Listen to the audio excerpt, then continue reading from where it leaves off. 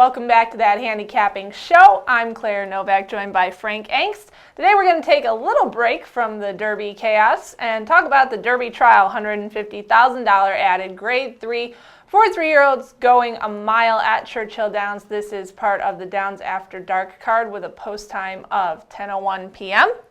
Frank, I don't know if I'll still be awake at 10:01 p.m., but for anybody at Churchill Downs, a good chance to see some of these horses who may not have made it into the Derby field, but are coming in here trying to get some more graded credentials. And 2 Bob Baffert horses in here, both of which could scratch by scratch time on Saturday, which is Saturday around, I think, 11 a.m.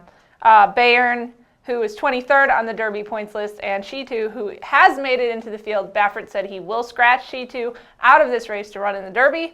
Bayern, he would like to run in the Derby, but doesn't know if he'll get in for the points depending on defections. So I'm treating, obviously Shitu's out of the question because he already said he's going to run him in the Derby. I'm treating Bayern with kind of kid gloves here because I don't know what he's going to do. I guess it all depends on how things go over the next couple days. Yeah, I'll assume that Bayern is in this race, and he draws the rail, so I think this race strategy is pretty well forced here that he needs to go to the lead, I suspect.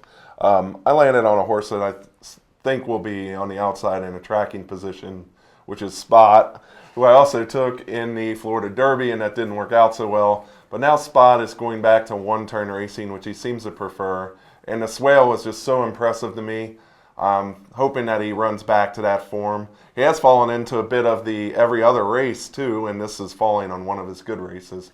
So we'll see if that pattern continues. Alrighty, well, I'm going to stay with Bayern in this race. Comes off a 3rd in the Arkansas Derby, 1 wire-to-wire at Santa Anita the time before then by 15 lengths. He was kind of considered a real interesting horse going into the Arkansas Derby, and even though he didn't win that race, he ran well. I agree with your assessment of Spot, who I also picked to no avail in the Florida Derby, but like you said, going back in distance should help him out. A couple of others in here that I found interesting. A recent Keeneland winner, Myositis Dan, won an allowance race at Keeneland on the all-weather track, but had a good pair of seconds at Gulfstream on the dirt. So seems to be a horse who handles either surface, comes off a very nice win there for Tom Proctor. And then the other horse that I was taking a look at, Embellishing Bob, and you and I were talking before the show, this horse matches up really well on speed figures for both early and late pace.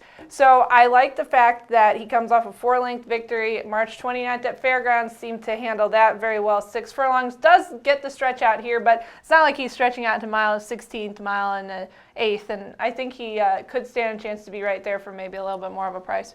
Yeah, I mean, they're all good numbers, but if you look at the pace numbers, he had kind of an even run in that victory in his previous start. And that to me suggests a horse that should stretch out pretty easily. Yeah, he ran the best number of anybody in this field of 10 aside from Shitu, who is going in the Derby. So that's any other thoughts on this field? It's an interesting race from a betting perspective because you've got some horses in here who may have tried to make it onto the Derby trail but didn't necessarily. So yeah, this will get the Derby week festivities started, extended week, starting Saturday night. And we'll get right into it. Alrighty, and we'll be on the grounds, of course. Frank starting Friday, me starting Saturday. You can check out all of our coverage on bloodhorse.com. I will give myself a shout out for the Illinois Derby winner.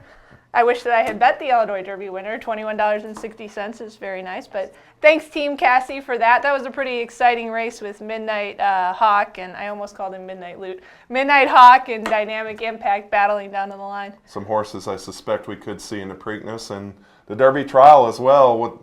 We'll probably see some of these horses go on to be sprinters, but some of them could be use this as a prep for the Preakness. It's always really interesting to me at this point in time when you're sorting through horses like, let's talk about Friends with K-Mill, who comes off of that 7th in the Santa Anita Derby. And, you have horses like that who have tried to make the Derby trail and failed. But then you also have horses in here like Embellishing Bob coming off only 3 starts. So it always starts to be a question of, do the horses who have run in the more advanced graded stakes have more class, or are they kind of getting tired from the rigors of trying to make the Derby trail, and maybe you'll have some horse that wasn't pointed towards the Derby Trail pop up and win some of these minor stakes. I'm thinking also of like the Peter Pan at Belmont, you know? And you can also have horses that are made for this one-turn distance against horses who may be using this as a prep for the Preakness. So there's a lot of questions to go through as you handicap this race. All right, good field, good weekend of racing, kind of some interesting stakes other places. Keep an eye out for It's My Lucky Day coming back at Gulfstream on Saturday. I think post for that race. You know what? He steals my joy because he doesn't like Rhea Antonia. This show is over. We'll see you from Churchill Downs Thursday. We'll be coming to you from the backside, get some assessment of the Derby horses. And thanks, as always, for watching the Handicapping Show. For Frank, I'm Claire.